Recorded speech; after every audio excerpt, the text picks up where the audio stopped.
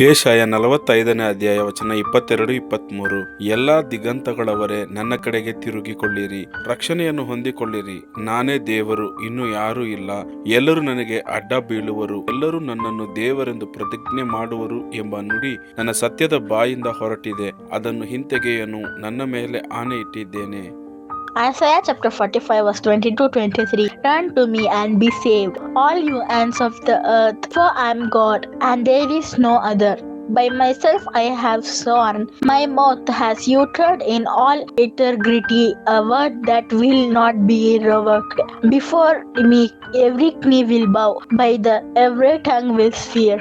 यशाया अध्याय 45 वचन 22 और 23। हे पृथ्वी के दूर दूर के देश के रहने वालों, तुम मेरी ओर फिरो और उद्धार पाओ, क्योंकि मैं ही परमेश्वर हूँ और दूसरा कोई और नहीं है। मैंने अपनी ही शपथ खाई, धर्म के अनुसार मेरे मुख से यह वचन निकला है और वह नहीं टलेगा। प्रत्येक घुटनों मेरे सम्मुख झुकेगा और प्रत्येक के मुख से मेरी ही शपथ खाई जाएगी। ஏசாயா 45ஆம் அதிகாரம் 22-23 வசனங்கள். பூமியின் எல்லை எங்கும் உள்ளவர்களே, என்னை நோக்கி பாருங்கள், அப்பொழுது ரட்சிக்கப்படுவீர்கள். நானே தேவன், வேறொருவரும் இல்லை. முழங்கள் யாவும் எனக்கு முன்பாக முடங்கும், நாவு யாவும் என்னை முன்னிட்டு ஆணையிடும் என்று நான் என்னை கொண்டே ஆணையிட்டிருக்கிறேன். இந்த நீதியான வார்த்தை என் வாயிலிருந்து புறப்பட்டது, இது மாறுவது இல்லை என்கிறார்.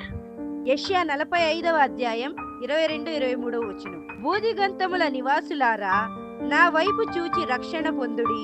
దేవుడను నేనే, మరి ఏ దేవుడను లేడు. నా ఎదుట ప్రతి మోకాళ్ళు వంగుననియు, ప్రతి నాలుకయు నా తోడని ప్రమాణము చేయుననియు నేను నా పేరిట ప్రమాణము చేయుచున్నాను. నీతిగల నా నోటి మాట బయలుదేరి వెళ్ళి ఉన్నది, అది వ్యర్థము కానేరదు.